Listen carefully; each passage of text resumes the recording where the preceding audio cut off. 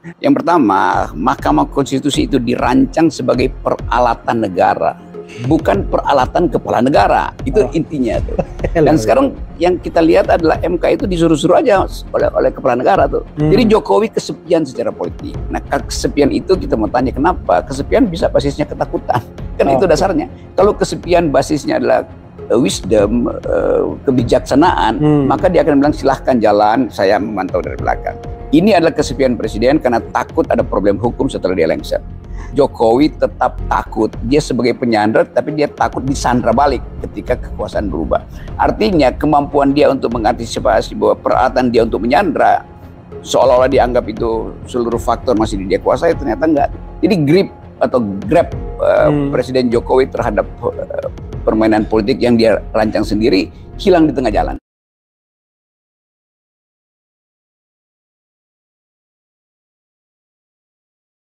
Yang pertama, Mahkamah Konstitusi itu dirancang sebagai peralatan negara, bukan peralatan kepala negara. Itu intinya tuh.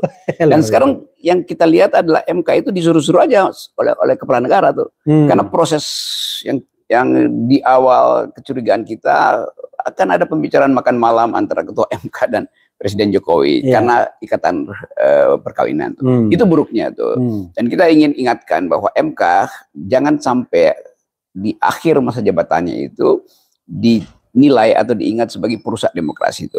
Itu yang sedang kita bahas sebetulnya di masyarakat sipil. Fungsi MK ini betul-betul menghina akal sehat kita tuh. Jadi sebetulnya kalau ada semacam persidangan rakyat yang mesti dibubarkan pertama adalah MK tuh. Karena MK membatalkan kedaulatan rakyat. Kan itu intinya kan. MK lupa bahwa dia udah mengambil keuntungan dari posisi dia sendiri untuk diistimewakan. Nah, sekarang dia mau membatalkan keistimewaan itu, berarti berlaku juga pada dia kan. Jadi mesti dievaluasi. Dan saya dengar DPR lagi berupaya juga untuk membatalkan atau memakai logika Mahkamah Konstitusi untuk memastikan bahwa Mahkamah Konstitusi ikuti aja lembaga-lembaga yang lain yang sedang dia bela hari ini kan, yaitu 5 tahun tuh. Ini akan jadi lucu-lucuan di dalam demokrasi. Ini disebabkan satu faktor, yaitu keinginan politik presiden untuk mengendalikan KPK. Karena itu peralatan presiden harus dipastikan masih bekerja di tahun politik. Jadi semua isu tentang ya ini soal judicial review basisnya udah bukan. Tetap ini adalah peralatan presiden. Jadi kita mesti mulai dengan satu kritik bahwa MK telah menjadi peralatan kepala negara, bukan lagi peralatan negara. Itu yang lainnya kita bisa diskusikan. Tapi yang inti sekarang rakyat mesti tahu bahwa termasuk bocoran atau semacam analisis dari awal bahwa MK pasti akan meloloskan soal sistem pemilu itu, dan itu memang bukan wilayah MK, tetapi karena ini pesanan politik untuk memungkinkan Presiden Jokowi regain political power dia itu, hanya ini caranya tuh, supaya nanti masih ada kerusuhan sedikit, ada basa-basi, ada kasak-kusuk, dan partai-partai yang sebetulnya potensial untuk beroposisi juga bisa dibajak oleh pemerintah. Keinginan DPR untuk meneruskan posisi dia tanpa ada pemilu itu menguntungkan secara material, gajinya nggak berubah tuh. Jadi semua ini adalah permainan yang kotor dan itu yang merusak demokrasi. Yang belum selesai kegelisahan Presiden Jokowi, kan itu dasarnya kan. Jadi selama Presiden tidak legowo dan menganggap bahwa dia berhak untuk jadi kingmaker pada semua kesempatan politik, itu menunjukkan dia gelisah sebetulnya. Kan Pak Jokowi udah kasih endorse pada Prabowo, tapi mungkin dia pikir ya Prabowo bisa berubah pikiran juga. Ya, memang semua presiden yang terpilih secara demokratis tidak perlu mengikuti perintah atau bujukan dari presiden sebelumnya kan. Karena etikanya begitu tuh. Bahkan terhadap Ganjar yang seharusnya Pak Jokowi bilang, itu kan agen saya di PDIP. Dan dia merasa bahwa Ganjar pada akhirnya nggak bisa dia kuasai lagi tuh. Jadi Jokowi kesepian secara politik. Nah, kesepian itu kita mau tanya kenapa? Kesepian bisa basisnya ketakutan. Kan itu dasarnya. Kalau kesepian basisnya adalah wisdom, kebijaksanaan, maka dia akan bilang silahkan jalan, saya memantau dari belakang. Ini adalah kesepian presiden karena takut ada problem hukum setelah dia lengser. Tapi ada kesan kan sebenarnya state captures ya, semua lembaga-lembaga negara ini disandra oleh kekuasaan. KPK disandra, MK disandra, bahkan partai politik non-state institution pun disandra semuanya. Lalu tiba-tiba kok kekuasaannya takut sendiri gitu. Jadi dia menguasai semua institusi, dia mengambil alih semua wacana, tetapi kok dia merasa dia takut sendiri akhirnya gimana? Kalau kelihatannya dia merasa bahwa ada kepura-puraan dari orang yang dia sandra. I see. Jadi sebetulnya menyandra itu kan harus ada bukti bahwa kekuasaan penyandra itu ada di atas kekuasaan yang tersandra. Nah sekarang itu sama seperti apa namanya itu sindrom Stockholm itu, yang menyandra sebetulnya setuju dengan yang disandra, lalu dia mulai panik sendiri itu. Padahal sebetulnya biasa aja tuh. Nah keadaan ini yang menunjukkan di dalam banyak analisis Jokowi tetap takut. Dia sebagai penyandra tapi dia takut disandra balik ketika kekuasaan berubah. Artinya kemampuan dia untuk mengantisipasi bahwa peralatan dia untuk menyandra seolah-olah dianggap itu seluruh faktor masih dia kuasai, ternyata enggak. Jadi grab Presiden Jokowi terhadap permainan politik yang dia rancang sendiri hilang di tengah jalan. Dan kita tahu bahwa dia nggak bakal diapa-apain, tapi justru kalau dia masih cawe-cawe dia bakal diapa-apain. Kan terlihat semakin Jokowi ingin mengendalikan politik, semakin orang tahu berarti ada problem tuh. Tetapi di dalam pikiran Jokowi nggak mungkin itu terjadi karena perubahan politik bisa berjalan di luar yang dia bayangkan. Nah bayangan buruk Presiden Jokowi ini sebetulnya yang menghantui dia sehingga dia harus atur semua peralatan MK, KPK, Departemen Dalam Negeri segala macam agar dia bisa kendalikan. Padahal legitimasi presiden, endorsement power dia kan makin lama makin habis. Jadi orang seperti Pak Jokowi dia nggak percaya lagi bahwa akan ada semacam koalisi penyelamat dia, kira-kira begitu. Yang adalah koalisi yang akan menghakimi beliau karena perubahan politik itu nggak mungkin diatur sejak sekarang.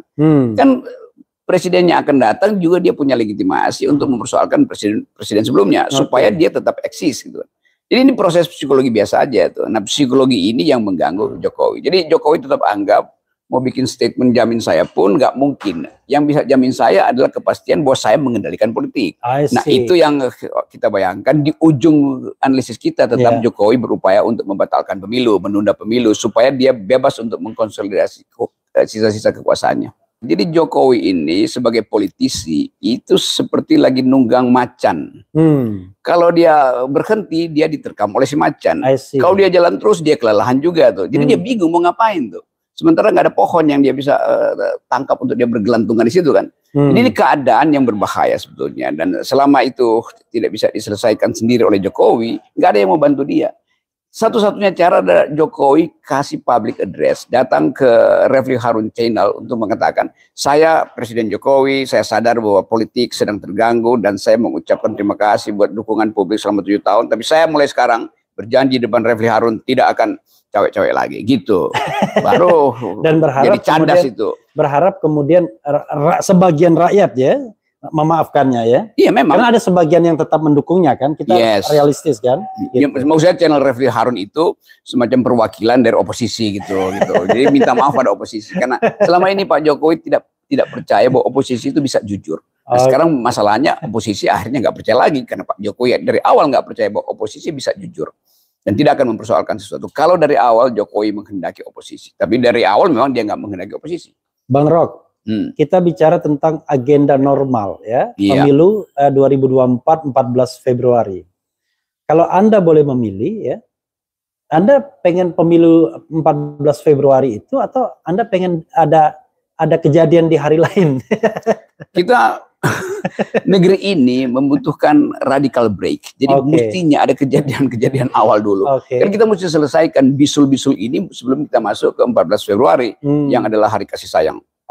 Jadi untuk kasih sayang itu ya Anda selesaikan dulu masa lalu Anda. Ya, itu pentingnya tuh. Jadi udah tuh soal-soal yang menjadi kecemasan Jokowi, dia sendiri yang mesti menyelesaikan itu. Karena dia yang mulai sebetulnya kekacauan ini. Mulai dari saya Refli Harun pergi ke Mahkamah Konstitusi minta threshold 0% nggak diizinkan. Sekarang kasusnya berbalik, buat gara-gara threshold 20%, kesulitanlah Jokowi untuk mengendalikan satu orang. Kesulitanlah Jokowi untuk memprediksikan bahwa akan ada penjamin dia di masa depan. Sekarang kalau seandainya dia melakukan breakthrough, dan itu gampang sekali, dia konsolidasikan kekuatan dan dia keluarkan perpu menghapuskan threshold 20% kan bisa. Iya, tapi kondisi rakyat itu akan ngamuk. Kenapa? Keadaan sekarang orang menginginkan perubahan cepat-cepat itu karena udah bosan dengan wacana-wacana penundaan itu kan. Jadi momentumnya udah hilang tuh. Memang secara konstitusional bisa ada perpu, tapi itu akan membakar rumput kering. Tapi kalau perpu 0% threshold. Oh, di 0% ini. Iya, perpu 0% threshold kan sebenarnya kan nggak ada masalah orang pendaftaran baru bulan Oktober. Justru itu yang kita minta, masih ada kesempatan. Kalau di perpu 0% sehingga bahkan calon independen mestinya dikeluarkan sebagai perpu kan. Perpu bahwa pemilu 0% dan mesti ada calon independen tuh. Supaya orang tidak beli kucing dalam karung. Dan akhirnya kemarahan itu bisa terkanalisasi semua dalam sebuah kompetisi ya. Saya baca beberapa survei bahwa swing voters terutama dari anak muda itu tinggi sekali, 27% menuju 30%. Ini memerlukan pemimpin alternatif artinya tuh. Jadi calon-calon ini oke, karena calon-calon ini dipilih oleh lembaga survei sebetulnya kan. 3 calon ini kan hasil lembaga survei tuh, elektabilitasnya. Tetapi di dalam kita bayangin ada era baru, Jokowi bikin breakthrough atau radical break 0%. Dan saya menginginkan ada calon alternatif. Maka dimungkinkan lagi untuk kocok ulang calon-calon ini. Kan begitu. Oke, paling tidak kalau kita misalnya independen itu belum bisa dikabulkan, misalnya karena ada presiden putusan MK, minimal 17 slot yang ada sekarang ini. Oh, itu lebih enak buat kocok ulang. Ya kan? More than enough buat 17 slot. Dan saya kira Rocky Gerung bisa nyalon, ya kan?